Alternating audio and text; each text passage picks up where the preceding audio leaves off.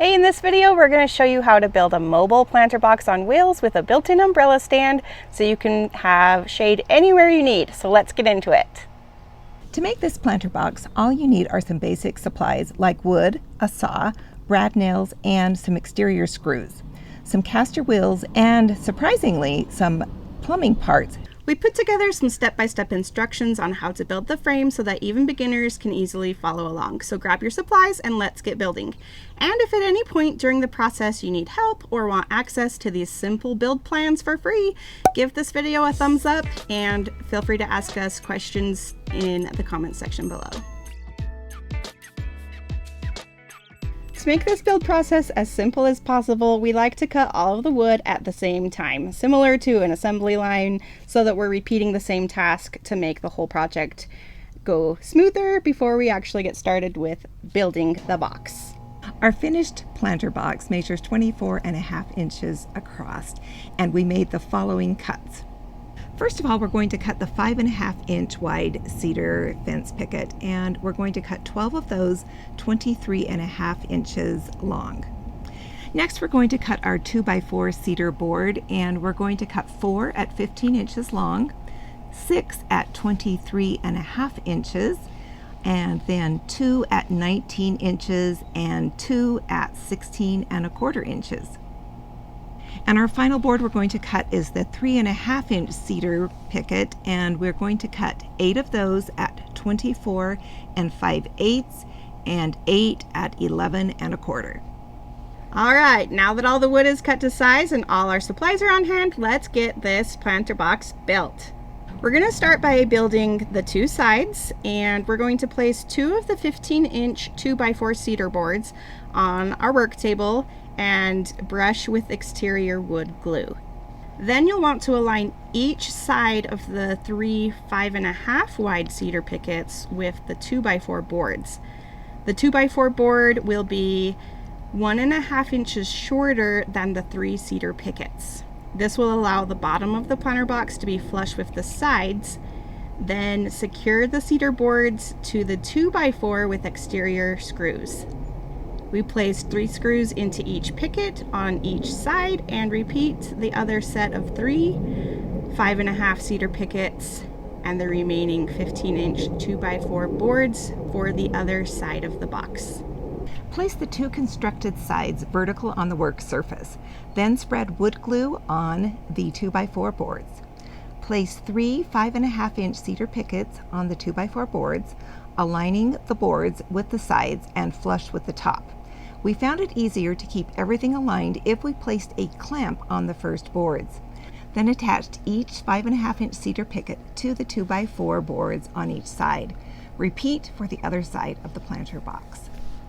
You can really see the planter box starting to take shape now. So next we're going to form the bottom of the planter box with the 23.5 2x4 boards.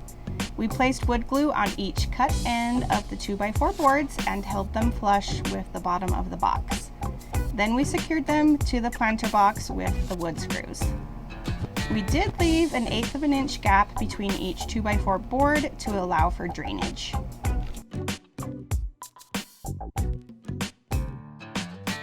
Finally, we want to add some support and structure to the top edge of the box. Take the remaining 2x4s, which are 19 inches and 16.25 inches, and place them flush with the top of the planter box and secure with wood glue and screws.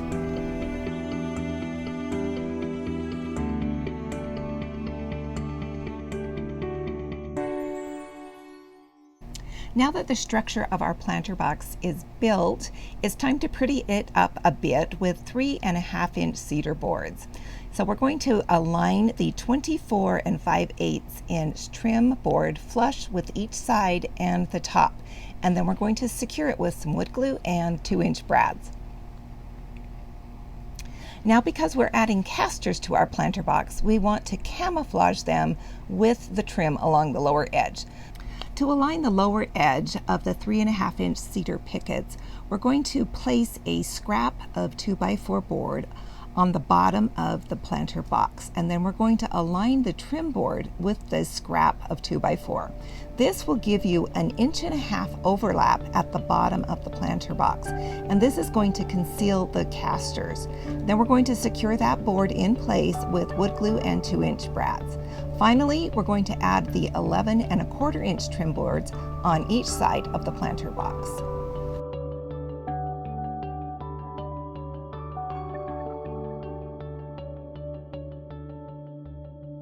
Of course, we want the top to look pretty too, so we'll add mitered trim all around the box.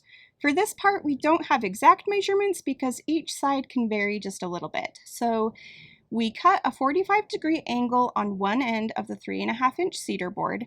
Then we aligned the 45-degree cut edge to the inner corner of the planter box and marked the length it needed to be cut. Next, we took it to the saw and made the second 45-degree angle cut, but just to be on the safe side, we cut about 1/8 of an inch longer. It's always safer to cut them a little bit longer and trim a little as necessary for a good fit.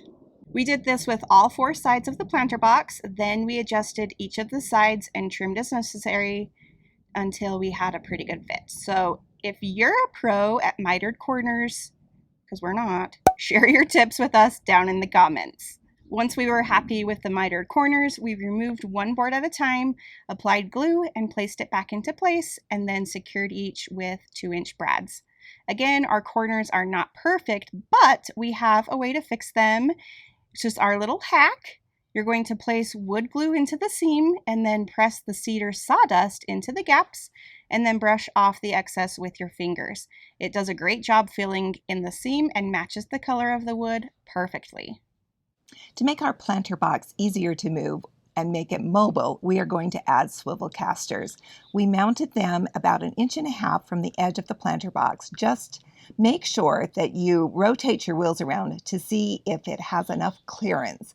Once again, we used our deck screws to mount them to the bottom of the planter box. Finally, to make this planter box long-lasting and to withstand the elements, you'll want to apply a finish. I want to plant herbs and flowers in my planter box, and I don't want any chemicals to leach into the soil. So a good choice for that is tung oil, or you can use linseed oil. I'm applying the tung oil with a brush. You can also apply it with a rag. I'm using a brush because mine has the rough finish on the cedar and I want to really work it into the wood so I get a really good seal on it.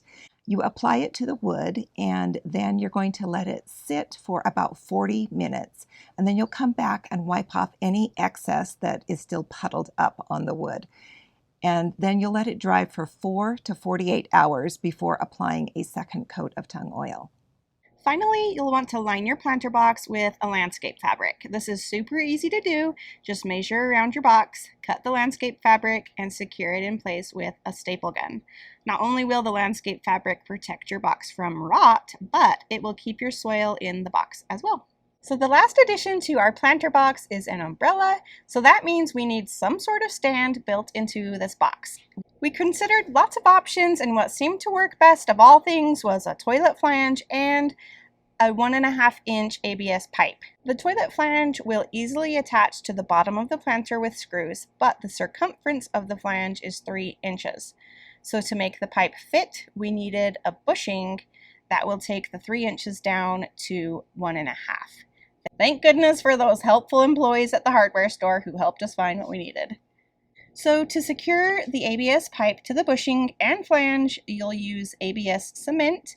It's super messy, so we'd advise covering your work surface with an old towel and wearing gloves. If you get it on your fingers, you can remove it with acetone, but it takes some work. You'll apply the ABS cement liberally to both pieces that will be adhered together. Then you'll place the bushing in the flange and the pipe into the bushing. Then take the umbrella stand and center it in the planter box. Secure the flange to the bottom of the box with exterior screws. And last but not least, we added some gravel to the bottom of the planter box.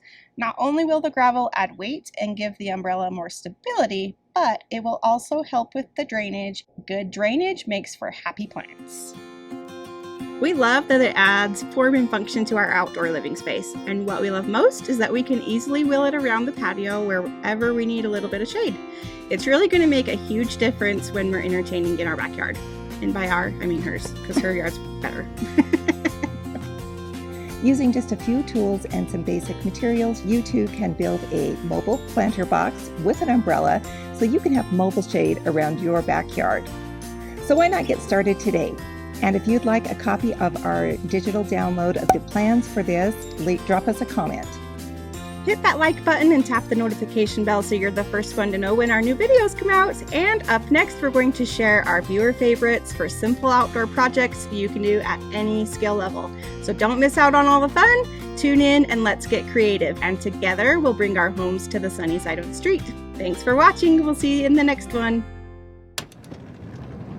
We like to cut all of the wood and lumber, the wumber.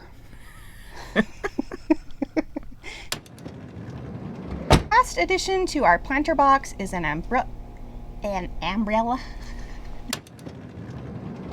Bloopers are on me today.